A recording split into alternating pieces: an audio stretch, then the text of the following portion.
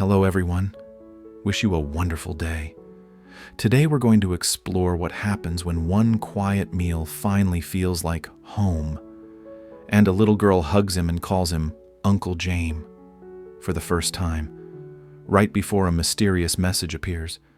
Don't be happy too soon. If you enjoy the story, don't forget to subscribe so you won't miss the next episodes. The morning didn't arrive with chaos. It arrived with ordinary sounds: water boiling, a spoon tapping the pot, crayons sliding across paper. Diep moved slowly in her small kitchen as if speed might scare the peace away. An old sweater, hair tied back, hands steady in the way people learn to be steady when life gives them no choice. A simple soup warmed the room, filling it with the smell of safety. On the table sat 3 bowls. Diep hadn't planned that. Her body did it before her mind could argue. She paused, then left the 3rd bowl there anyway. At the corner of the table, Nye sat with crayons spread out like tiny treasures. 4, maybe 5. Bright eyes, and a careful quietness you see in children who have heard adults whisper too often. She was drawing 3 stick figures holding hands. Diep noticed, and her chest tightened. She pretended to focus on the soup, but her eyes kept drifting back to the page. Nye didn't look up right away.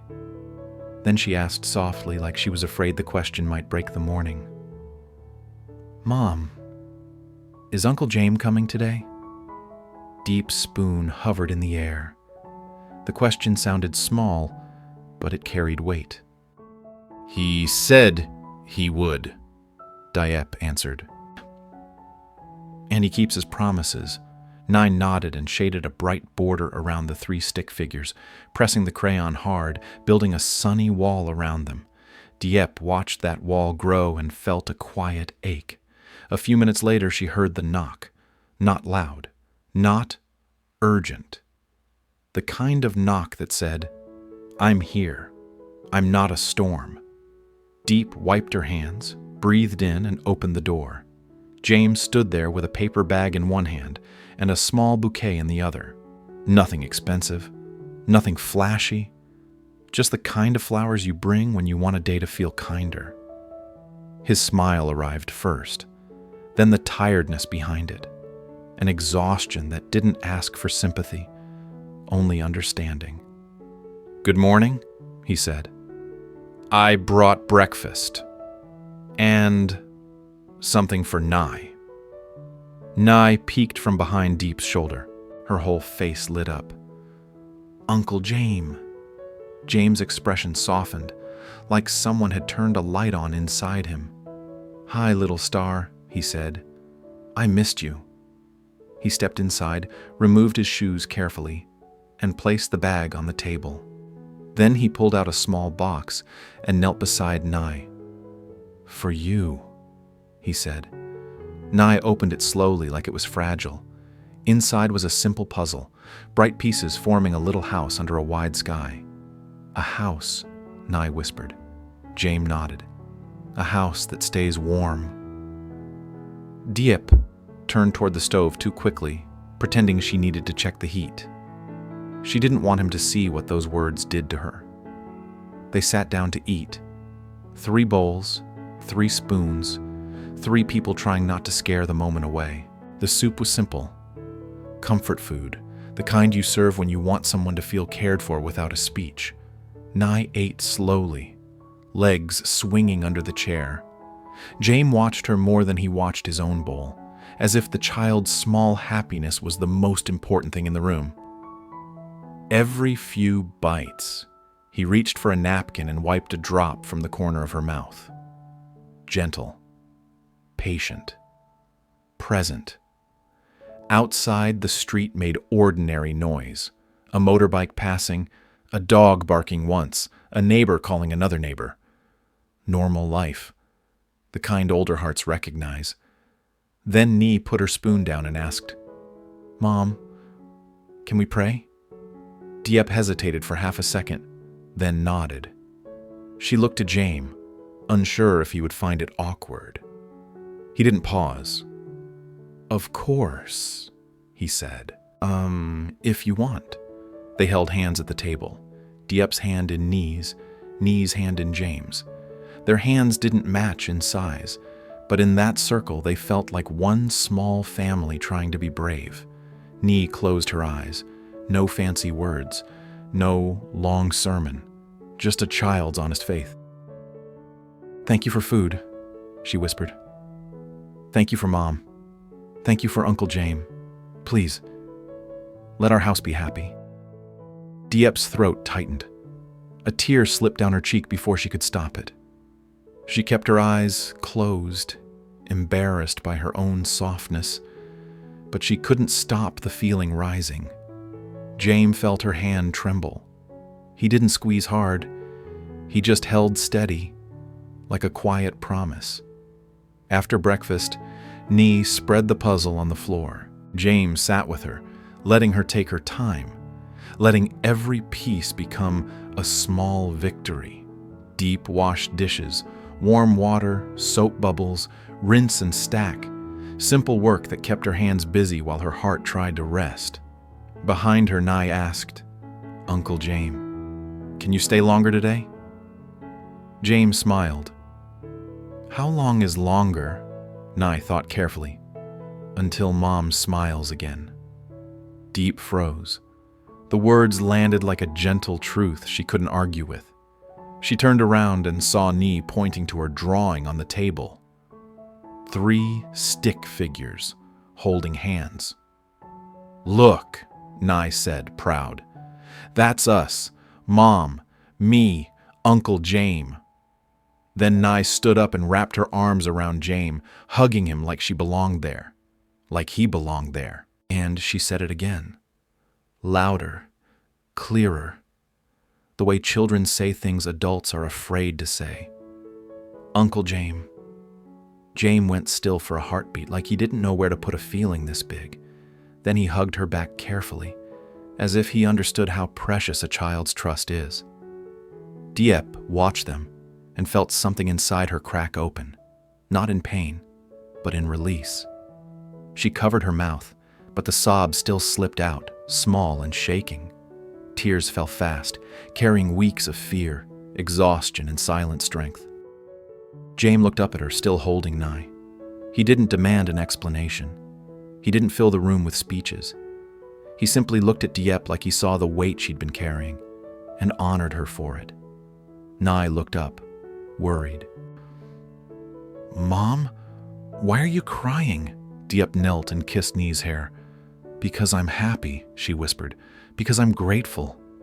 The rest of the day moved slowly, the way older people like it. Tidy chores, warm tea, and quiet laughter that didn't need to be loud. In the early afternoon, Nye grew sleepy. She fought it at first, blinking hard, still trying to fit one last piece. Jame leaned closer. Even brave girls need naps. Nye yawned. "Uncle Jame, will you still be here when I wake up?" "Yes," Jame answered without hesitation. Nye curled up on the couch with a blanket. Within minutes, she was asleep, one puzzle piece still in her hand like a treasure.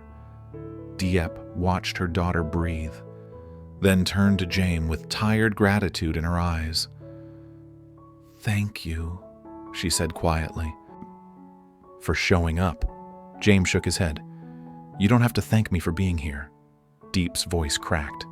"People leave," she admitted, "even when they say they won't." Jame nodded, not offended, just honest. "I know, that's why I keep coming back." They sat with 2 cups of tea. Diep stared at the steam rising from her cup like a prayer trying to find its way upward. "She calls you uncle like it's normal," Diep said. Jame's eyes softened. "I don't know if I deserve it." "You do," Diep replied. "Because you don't disappear." Silence sat between them for a moment. Not awkward, just full. Then Diep asked, "Do you ever get tired, Jame?" He exhaled. "Yes, but I get more tired imagining a life where you and Nye are just A memory. Diep nodded once. She understood. Some love isn't loud. Some love stays. They didn't talk about big plans. They talked about small things. Because small things were what built a life. Diep asked if Jame wanted more tea. He did. Then he asked if he could help with something ordinary. So, they walked to the tiny market at the end of the street. A few stalls, fresh vegetables, fruit on a creaky scale. The sun wasn't harsh yet. Jame carried the bag, but Diep chose the tomatoes herself, pressing them gently as if choosing the right one mattered. It did. To her, it meant tomorrow would still happen. On the way back, they passed a small church with an open door. Diep slowed and whispered, "Thank you," under her breath. Jame didn't ask questions. He simply walked beside her. When they returned, Nye was awake again, sitting on the floor with crayons. "Ah, Uncle Jame!" she called, and ran into the living room with the excitement only a child can carry. Jame sat with her and helped her draw a bigger house, windows, a door, and a path leading to it. Nye colored the roof bright red and added a small heart above the door. "What's the heart for?" Jame asked. Nye answered like it was obvious. "So we remember we love each other." Diep stood in the doorway, watching. She didn't interrupt. She just listened to the small laughter and felt her shoulders drop. Then, Nye said something that hit Diep even harder than the prayer earlier. "Mom, when I grow up, I want Uncle Jame to still be here." Diep swallowed. Jame looked up at her, careful, respectful, waiting. Diep forced a smile for Nye even though her eyes burned. "Sweetheart," she said softly, "we can't control everything." Nye frowned. "But we can try," she insisted. "We can be kind. We can pray, and Uncle Jame can stay." Jame touched her hair gently. "I'm trying, little star. I'm really trying." That was enough to make Nye grin and go back to coloring. Evening came. Diep reheated the soup, added bread, and set the table again like a small ritual. Nye woke up, blinking and smiling when she saw Jame still there. "Told you," Jame whispered, tapping her nose gently. "I'm still here." After dinner, Nye wanted to pray again, short and sweet. "Thank you for today," she whispered. "Please, tomorrow, too." Then she leaned into Diep. "Uncle Jame stays, right?" Jame answered gently. "I'm here." Diep tucked Nye into bed, kissed her forehead, and stood in the doorway for a moment, watching her daughter sleep like a miracle that didn't make noise. Then Diep returned to the living room. James stood near the window, hands in his pockets, shoulders tense, like he'd been holding a sentence inside him all day. Diep stopped. "What is it?" she asked. Jame turned toward her. The room was calm, but his eyes carried a seriousness that made Diep's heartbeat change. He didn't give a long speech. He said one sentence, simple, direct, and heavy with meaning. "I want this home to be mine." Diep didn't move at first. She understood what he meant. Not ownership, belonging, responsibility, protection, staying even when fear tries to push you out. "Jame," Diep whispered. He stepped closer, but he didn't touch her yet. Like he wanted her choice, not her surrender. I want to belong here," he said quietly. "With you, with Nye. I want to build something that doesn't fall apart every time someone tries to scare us." Diep's breath trembled. "You'll get hurt." "I know," he said. "And you still say it?" He nodded once.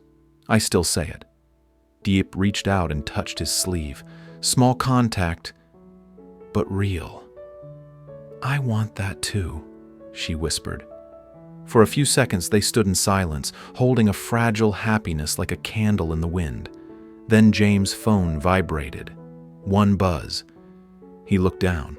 His face changed. Diep felt her stomach drop. "What is it?" Jame didn't answer. He turned the screen toward her. A message from an unknown number. "Don't be happy too soon." Diep read it and went still. Her hand moved instinctively toward the hallway, toward Nai's room. James' voice was low. "They know when we're calm." Diep whispered, "Who?" Jame didn't have the answer. Not yet. But he reached for her hand, and this time he held it firmly. Outside, the night stayed quiet, pretending nothing had happened. Inside, Diep understood the truth she had always tried to avoid. Peace was precious because someone always wanted to steal it. And still, Jame didn't let go. End.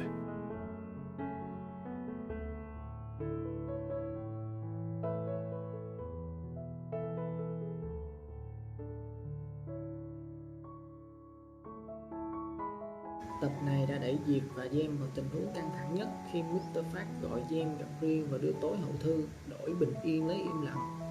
Ông yêu cầu Jame ngừng chống đối, ngừng điều tra và phải yêu trong bóng tối để đổi lấy sự yên ổn. Cao trào bùng nổ khi Mr. Phát lạnh lùng tuyên bố: "Nếu con chọn Diệp, con sẽ mất đi một thứ rất quan trọng." Jame phản kháng, từ chối ký bất kỳ thỏa thuận nào.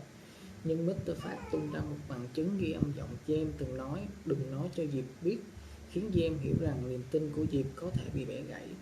Về nhà, Diệp nhìn thẳng vào Jame và bắt đầu nghi ngờ: "Anh còn giấu em chuyện gì nữa không?"